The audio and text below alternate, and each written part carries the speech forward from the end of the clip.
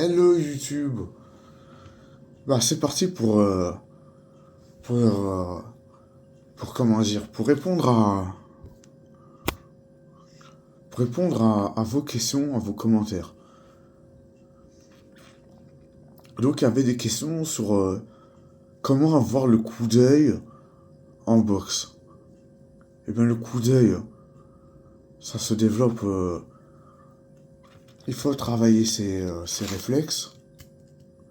Il faut travailler ses réflexes. Il faut travailler sa partie défensive. Là tu vois un coup venir, tu l'esquives, ou tu pars, ou tu recules tes jambes. Il y a plusieurs manières d'esquiver. Soit en reculant ses jambes, soit en esquivant de la tête, un petit mouvement de tête, soit en reculant le buste, soit en parant. Après tu comptes envoyer des coups. Voilà. Voilà comment entraîner son coup d'œil. Faut aiguiser ses réflexes. Voilà, tout simplement.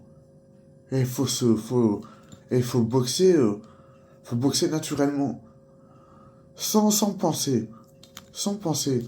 Faut pas penser à, quand on boxe, faut boxer naturellement. Faut boxer naturellement. Et après, ça marche. Excusez-moi, pardon. Voilà, faut boxer naturellement.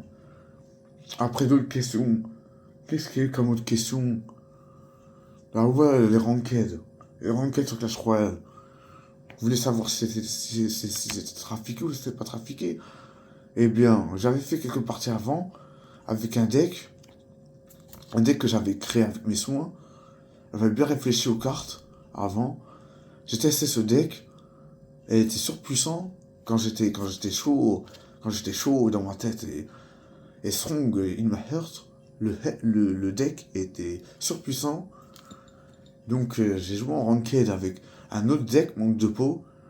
Alors les gens en face n'avaient pas un très bon niveau. Ils se défendaient pas énormément. Se défendaient pas énormément. Mais c'était pas du fait que c'était moi qui étais nul. C'était du fait que eux ils étaient pas assez forts. Et donc ils se défendaient pas énormément. Et ils se donnaient pas à fond. Et moi je massacrais tous mes adversaires comme ça en ranked. Sur Clash Royale. Donc voilà. Sinon j'ai joué avec des champions du monde. Sinon, quelle autre question vous voulez savoir? Une autre question. Ça, c'est du CBD. Tout le monde vend du CBD. Tout le monde vend du CBD. Dans les quartiers, hein, c'est fini.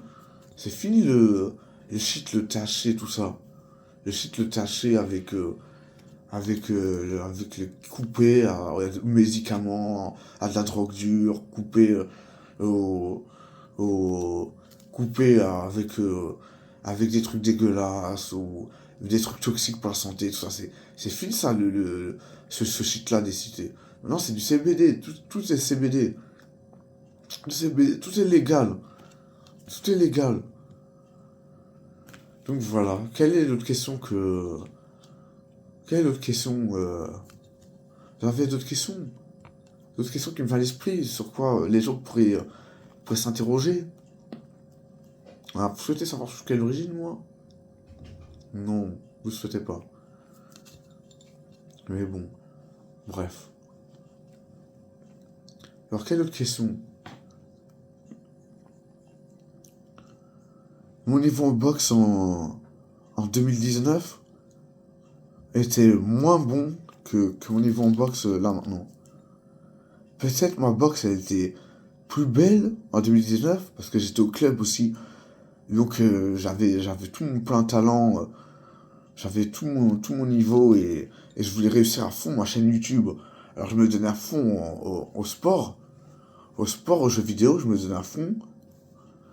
Ça payait avec le temps, il y avait pas mal de vues. Il y a eu des vidéos, elles ont fait 200 vues, tout ça. Ça payait, ça fait plaisir. Mais, euh, mais mon niveau en boxe aujourd'hui, il est meilleur qu'avant. Parce qu'aujourd'hui, ces derniers jours, je me suis entraîné. un renforcement musculaire, à travailler mon shadow, mes coups dans l'ombre, à travailler mes réflexes, travailler mes esquives, à bouger. Alors, je me suis entraîné, je me suis entraîné encore plus. Et je suis retourné au club une seconde fois. Je vous l'avais pas dit. Mais manque de peau, le club était fermé, c'était durant les vacances scolaires, c'était avant-hier. C'était... Non, c'était avant-hier, là on est quel jour? Là on est jeudi. Maman, on est quel jour? Je secoue la... On est quel jour? Ah, on est vendredi 31. Ok, merci. Merci. Voilà, avant-hier. Mercredi, je suis allé au club. Là on est vendredi. Voilà, vendredi saint, dimanche saint. Voilà. Quelle autre question que... Vous avez d'autres questions? euh... Si je vous plais à League of Legends, c'est parce que les vidéos... Avant, je les enregistrais facilement, les vidéos sur League of Legends. Mais maintenant, il y a mon ordinateur portable qui a un problème de- d'horloge interne. C'est-à-dire... c'est-à-dire... euh, par exemple, là, il est quelle heure là? Il est 10 heures. Je crois, il est 10 heures. Bien sûr, mon PC portable, il doit être 14 heures ou un truc comme ça. Un problème d'horloge interne. C'est là. Il faut que je remette à jour le PC. Il faut que je rejoue à League of Legends, que je fasse quelques parties, que je m'entraîne un peu, et après je reprendrai League of Legends. Peut-être. Peut-être. Avec de la chance, ouais, pourquoi pas. Et j'essaierai de vous montrer un bon niveau, des belles games, ouais, tout ça.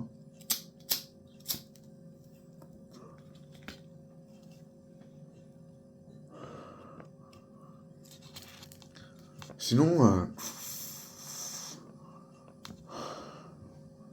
sinon, qu'est-ce que je pourrais conseiller à la jeunesse? Je conseillerais à la jeunesse. Qu'est-ce que je conseillerais à la jeunesse? Moi, mes propres conseils, si je devrais appliquer des conseils à moi, le Yann de 18 ans, 17 ans, 18 ans, ou même 15 ans, 16 ans, moi j'aurais conseillé. Déjà, je j'aurais conseillé de ne pas se laisser faire et d'ouvrir sa gueule. Si, s'il y a quelqu'un qui veut faire du mal, qui vous manque de respect, ou qui veut faire du mal, simplement pour victimiser l'autre, pour se sentir supérieur à lui, pour se prouver des choses, pour, pour, euh, pour pour avoir je ne sais pas quoi comme bénéfice à ça, eh bien, la personne qui est comme ça, le hagar, ben, il faut le soper. Il faut les soper. Moi, je me serais conseillé ça. À 18 ans, j'aurais conseillé, j'aurais dit, combat ton ennemi du passé. Combat ton ennemi du passé, et à ton père, tu t'entendras bien avec lui. Mais mon ennemi du passé, à 18 ans, j'ai décidé de lui pardonner. Parce que j'avais déjà plus aucune peur. J'avais plus aucune crainte, plus aucune angoisse, plus aucune inquiétude. Et mais je le voyais comme ça, comme un simple branquignol. Comme un simple vulgaire, une vulgaire personne que je m'en bats la race de lui. Je le voyais comme ça. Mais après, j'étais parti. J'avais voulu lever les mains en l'air comme ça, c'est une victoire. Je me suis dit, ah non, c'est pas la peine. J'aurais dû lever les mains en l'air. Comme ça, la peur aurait été acceptée. Et après, la colère contre mon père aurait été digérée. Ça, c'est comme... je n'en sais rien. Qu'est-ce que je peux vous dire? La meilleure des boxes pour combattre dans la rue, c'est laquelle boxe? C'est quelle boxe? Eh bien, toutes les boxes pour combattre dans la rue sont efficaces. Tous les coups sont efficaces. Tout est efficace. Du moment que vous arrivez un minimum à lire dans le jeu de votre adversaire, eh bien, c'est efficace. Mais la meilleure des boxes dans la rue, moi, je dirais, c'est la boxe anglaise. La boxe anglaise et la boxe thaï. la boxe française et, et le K1, le kickboxing, le taekwondo. Le taekwondo, ils sont surtout chauds avec les jambes, mais les poings, ils sont pas très forts. Par exemple, ils vont donner un coup de poing, mais toute leur garde va être ouverte. Ça, c'est pas tolérable. Parce que dans la rue, tu donnes un coup de poing, si t'as le malheur que ton adversaire l'anticipe, il te chope ton bras, et serait capable de te casser le bras, ou de te tordre le bras, s'il l'anticipe par malheur. Et après, vous avez déjà découvert, s'il part votre coup et que vous donne un coup, vous avez découvert et que vous attendez pas, que vous pensez que votre coup était le meilleur, et bien vous prenez le coup de poing, et après l'autre en face, il va dire, soit il va continuer, soit il va s'arrêter, mais voilà. Il faut être imprévisible. Pour être imprévisible, il faut connaître ses adversaires. Il faut connaître l'être humain pour être imprévisible. Il faut connaître, c'est comme un jeu. La vie, c'est comme un jeu. L'instrument, c'est comme un jeu. La boxe, c'est un jeu. La boxe, c'est le noble art. La vie, c'est de la boxe. C'est un combat. La vie, c'est un combat. Tous les jours, c'est des combats. Comme sa journée, c'est un combat. Moi, le matin, j'ai commencé ma journée. J'étais, c'était déplorable. J'avais encore envie de dormir. J'avais mal au ventre. Parce que hier, j'avais bu du whisky. J'avais fumé du CBD. Je fume, là, j'ai stoppé le tabac pour l'instant. Je fume que des canarettes. Donc, attendez, je reviens quelques instants, s'il vous plaît. Je suis parti chercher mon paquet de canarettes. Voilà le paquet de canarettes. Les canarettes, c'est du CBD à l'intérieur. Regardez quand ça se présente. Ça se présente comme un paquet classique. Avec, comme un paquet de tabac. Sauf qu'à l'intérieur, que ce soit du tabac, avec les produits chimiques, que ce soit l'ammoniac, le goudron, le goudron, le goudron, c'est ce que tu fumes. Ça, c'est la combustion, ça abîme tes poumons, ça noircit tes poumons. Je ne sais pas les cigarettes, le tabac, c'est coupé à quoi, à quel produit chimique, ça, je n'en sais rien. Mais tout ce que je sais, c'est que dedans, c'est du CBD. Et je vous ai déjà parlé du tabac. Comme quoi que le tabac, c'est fort, ça peut vous faire perdre le tour, ça peut vous tourner la tête, vous étourdir, vous donner envie de vomir. Parfois, le tabac, si votre métabolisme est en stress, et bien, si vous fumez une cigarette, et bien, ça peut un peu vous remonter l'estomac, vous faire vomir. Si votre métabolisme est fatigué, vous venez d'émerger de sommeil. Fumer une cigarette, ça peut vous donner le tournis, par exemple. Voilà, tout ça, quoi. Mais là, ça, c'est des canarettes, je n'ai pas grand-chose. Regardez, j'ai customisé le briquet. Pas mal, non? Fais un vrai briquet. Pas avec le truc en métal, là. Comme ces briquets-là, là.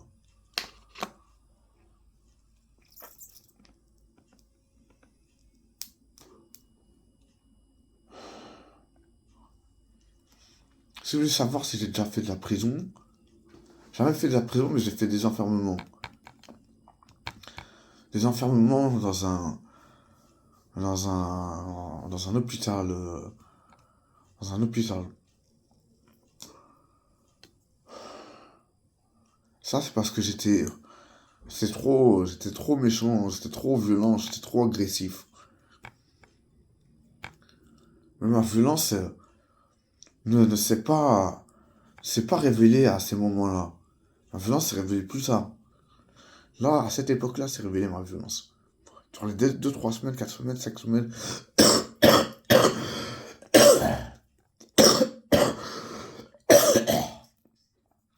Donc, dernière semaine passée, là que s'est révélée ma violence.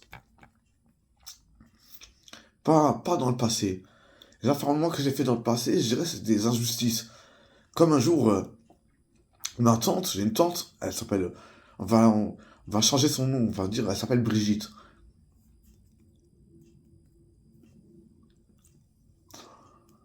Elle m'avait conseillé de mettre une baffe à ma mère et de donner un coup de poing à mon père.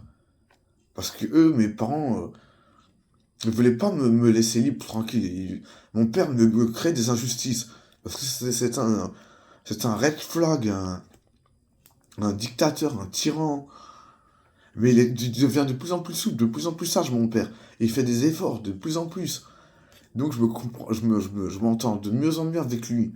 Il y a du progrès, je suis content. Mais dans le passé, par exemple, mon premier enfermement en hôpital, c'est parce que c'est contre mon père et j'avais lu dans son regard et je me suis dit, ah ouais, lui, ok, d'accord. Et, euh, et, euh, et j'étais très en colère contre lui, je gueulais, tout ça. J'avais appelé la police, j'ai dit, ouais, il va y avoir une tentative d'homicide, tout ça. Mon père, je vais le massacrer, tout ça. J'avais appelé la police pour ça et tout ça. Et après, la police sont arrivée. Après, on a fait une balade avec mes parents. Et après, les pompiers sont arrivés parce que ils prenaient la mauvaise route, mes parents. Et après, j'ai suivi les pompiers avec ma mère. Et après, moi, je me suis retrouvé en, en HP. En HP. Mais c'est pas bien grave. Certes, le premier enfermement, ça m'a fait du mal. En tout, j'étais enfermé 4 fois. Voilà. Le premier enfermement, c'était le plus difficile. C'était l'épreuve de force. Mais ne vous inquiétez pas, moi là-bas, en HP, tout le monde me respectait. Je me faisais respecter. Le deuxième enfermement, c'était très pénible. Parce que ça, c'était... J'avais perdu pied. Je m'étais perdu au parc de... Je vais dire... au parc de Saoul. Et je m'étais abandonné là-bas. J'avais dit à mes parents... J'avais entendu un mot de travers. Qui m'avait fait cogiter, qui m'avait fait perdre la tête. Comme si je m'étais pris un coup bien placé, qui m'avait sonné, qui m'avait déstabilisé. Je sais plus si j'allais tomber par terre ou si j'étais... Voilà, je savais pas ce qui allait se passer. Bah bon, bref. Je m'étais enfui, tout ça. Et après, il y avait les gens, tout ça. Se comportaient méchamment, tout ça. Et tout. Comme on me tendait un piège. Là, c'était mon deuxième enfermement. Mon troisième enfermement, c'était la baffe et le coup de poing que ma tante Brigitte m'avait dit de faire à mes parents. Soi-disant, conseiller ou mal conseillé, conseiller ou mal conseillé. Bon, bref. Et à part ça, quoi d'autre? Le quatrième enfermement, bah, il a eu lieu cette année. C'est pour ça que j'étais absent pendant 5 6 mois. J'étais enfermé 2 semaines en HP, en hôpital. J'étais enfermé 2 semaines. J'étais enfermé 2 semaines parce que je m'étais bagarré contre mon père. Il y avait au moins 6 7 bagarres contre mon père. Alors les bagarres, c'était des vraies bagarres. C'est moi, je lui sautais dessus, tout ça, parce que je pensais qu'il était méchant. En réalité, il était gentil. C'est après qu'il est devenu méchant. Mais après, il s'est calmé. Il s'est calmé. Mais voilà. Vous voyez comment un fils peut influencer sur la vie de ses parents? Je pense que c'est important d'être intelligent. Faut réfléchir. Faut réfléchir. Faut réfléchir. Faut être très intelligent. Bon, là, il est quelle heure? Là, la vidéo, elle dure au moins 19 minutes. Oh, c'est pas possible. Bon, bah, dans cette cigarette de plante, pour émerger d'un autre sujet, c'est de la Varian Haze avec de la Trimon. Voilà. Et, euh, et pour vous parler, il y a des boutiques en dehors que l'artisanerie que je peux vous conseiller, comme S Factory. S Factory, je peux les conseiller. Version colis 2. Et voilà, regardez. S Factory. Voilà. Je vous conseillerais S Factory. C'est du sérieux, c'est des bons. Sinon, je vous conseillerais... quelle autre boutique? Ah, la boutique Yo-Yo dans le 94. C'est tenu par des Colombiens. Je vous conseille cette boutique-là. Moi, j'habite en Île-de-France. Quelque part en France, en Île-de-France. Je vous dirai pas mon adresse ou quoi que ce soit. Je vous donnerai pas mon adresse, ni mon nom de famille, ni mon... Ni je vous dirai mon âge, ni quoi que ce soit. J'ai à peu près... vous me direz quel âge, là, vu d'œil? Une vingtaine d'années? Une vingtaine d'années? Une vingtaine d'années? 25 ans? 27 ans? Non, c'est rien. Mais je suis... je suis...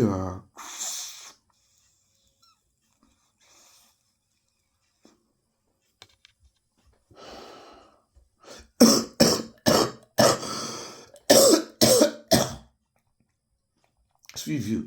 Faites attention aux vieux blancs dans les bus et dans les RER. Faites attention à eux. Il y en a, ils sont détraqués dans leur tête. Des vieux blancs. Faites attention à eux. Comme ça, là, quand je fumais. Comme ça. Ah, c'était pas comme ça. C'est pas comme ça. Ça, c'est... On a changé mes réflexes. Mais bon, bref. Quoi dire de plus? Avec la famille, j'ai récupéré mes clés au mois de septembre. Je suis pas mal sorti dehors. Entre-temps, j'ai beaucoup profité de la vie. Je suis sorti dehors, mais sans faire d'activité, sans faire quelque chose de particulier. Simplement pour aller me promener, aller m'acheter un coup à boire, faire un peu de footing, me battre contre quelqu'un, m'en aller, faire un tour, faire un tour dans le quartier, euh, aller au club de boxe, emprunter un vélo, faire un peu de vélo, pour travailler mes talents de pilotage. Voilà comment je maîtrise la mécanique, comment je maîtrise les, la technologie, les outils, la mécanique, c'est le vélo, parce que le vélo c'est mécanique. Parce qu'il y a, il y a, il y a, il y a un tourne-disque, il y a un disque avec plusieurs plateaux, une chaîne qui relie le plateau aux vitesses. Et à chaque fois, quand tu changes de vitesse, la chaîne, soit elle descend, soit elle augmente. Soit elle descend, soit elle augmente. Alors je ne sais pas, je peux pas préciser plus. Je ne sais pas si la chaîne, quand elle est sur quand elle est sur petit train, ou le grand train, je ne sais pas si c'est une grande vitesse ou une petite vitesse, ça je me rappelle plus trop. Mais c'est comme ça que ça marche en vélo, c'est mécanique. La technologie, c'est l'informatique, c'est tout ça. Moi, je souhaiterais m'acheter une voiture. Une voiture et un vélo. Une voiture pour aller, par exemple, voir ma tante Brigitte, pour faire le point avec elle, pour savoir pourquoi elle m'en veut, pour aller voir mes tontons, voilà. Euh, une voiture très importante, très important.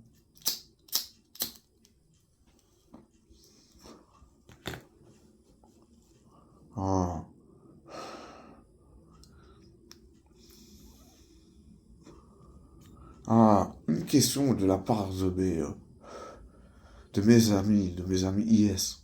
IS. Alors, il faut, c'est compliqué. Parce que moi, à l'intérieur de moi-même, je connais les adversaires comment ils sont, comment ils sont à peu près. Comment ils sont à peu près. Je connais les adversaires.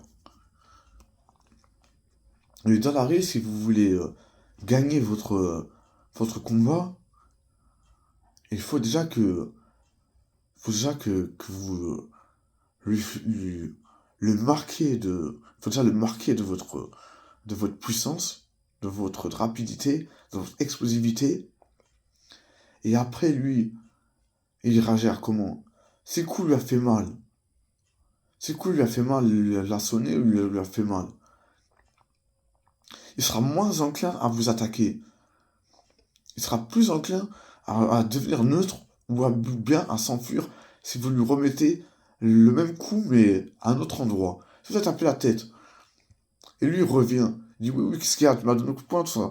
Si vous tapez au ventre là, à ce moment-là, et que vous lui coupez le souffle, vous mettez une bonne frappe dans le ventre. Une bonne frappe dans le ventre. Non. Voilà, comme ça. Bonne frappe dans le ventre. Un direct dans le ventre, pas un jab.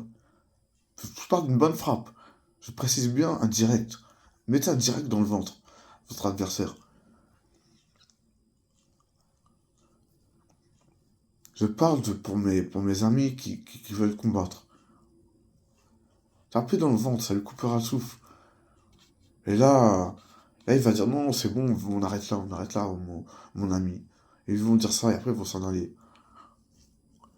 Ou sinon, s'il s'approche encore,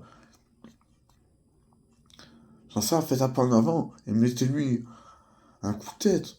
Ou bien, j'en sais rien. Tout ça, ça peut se faire naturellement. Il suffit d'avoir un peu de volonté. De ne pas penser, de ne pas laisser le corps réagir. Il faut que la tête contrôle le corps. Et que c'est la tête qui dise au corps de réagir. Et non le corps qui dit de réagir à la tête. Faut écouter sa tête. C'est là qu'il y a la cervelle. Dans le corps, il n'y a rien, il n'y a que le cœur. Heurt. Ça, c'est le courage, la bravoure, la fierté, la vaillance, l'honneur, la dignité, la loyauté, la droiture, l'honnêteté, le sens de l'économie. Le sens de l'économie, c'est dans la tête. Les économies, c'est dans la tête. Il faut pas recevoir trop de coups à la tête. Les coups donnés avec haine, eh bien, ça marque. Ça fait du mal. Tandis que les coups, si vous cognez quelqu'un avec amour, et vous cognez quelqu'un avec amour, eh bien ça sera des coups, ils seront tolérés. Mais si vous tapez avec votre haine quelqu'un, bah là, ces coups-là, rendront la personne attristée, rendront la personne triste. C'est que si vous le frappez avec amour, parce qu'il a frappé votre mère, par exemple, on va dire un père de famille, ou bien un ami, ou bien une personne quelconque qui a donné un coup à votre mère, si vous frappez explosivité. Vous mettez un ou deux coups puissants. Comme ça, l'autre, il va se stopper. Mais s'il revient, parce qu'il a une fierté mal placée, qu'il se dit, ah lui, il a un peu de chance, on va voir s'il en va voir là, maintenant. Mais s'il revient comme ça, mettez-vous en garde. Mettez-vous en garde. Posez-vous vos deux jambes. Analysez l'adversaire. Attendez son coup. Il va vous rentrer dedans, il va vous mettre un coup de poing. Peut-être un coup de pied. Peut-être qu'il va vous balayer sur votre jambe avant. C'est pour ça, regardez le centre du corps de votre adversaire. Regardez le centre du corps de votre adversaire. Comme ça, si ça c'est un coup, si ça c'est un coup, si ça c'est un coup, là j'ai levé la jambe. Vous le verrez. Regardez le centre du corps. Ayez une vue panoramique. Des grands yeux. Vous voyez, vous, vous voyez ses bras, vous voyez ses jambes, vous voyez sa tête. Vous avez une panoramique là, vous voyez l'adversaire en entier. S'il fait ça, esquivez. Parce que lui, c'est un malin. Il va un crochet. Il va un crochet, lui, d'avoir un direct, un job. C'est un malin. Mais j'ai gardé mes mains. Ici, là. Alors, si toi même, il me trompe avec sa ruse, au lieu de m'envoyer un jab ou un direct, il m'envoie un crochet. Si avec mes mains ici, le crochet, je me le prends pas. Même si je pars du mauvais côté, parce que j'aurais dû esquiver, passer en dessous du crochet, avec ma main ici, le crochet, je me le prends pas. Alors, c'est pas. Alors, je veux dire, c'est pas ça qui va vous poser le problème. Ce qui va vous poser le problème, c'est si vous tombez par terre. Parce que si vous tombez par terre, là, vous êtes à la merci de votre adversaire. Mais là, votre adversaire, si vous n'avez pas vu de combat d'MMA, d'UFC, tout ça, comment au sol vous allez réagir? Il faut réagir. Il faut bouger ses jambes au sol. Il faut que ses jambes soient en face de votre adversaire au sol.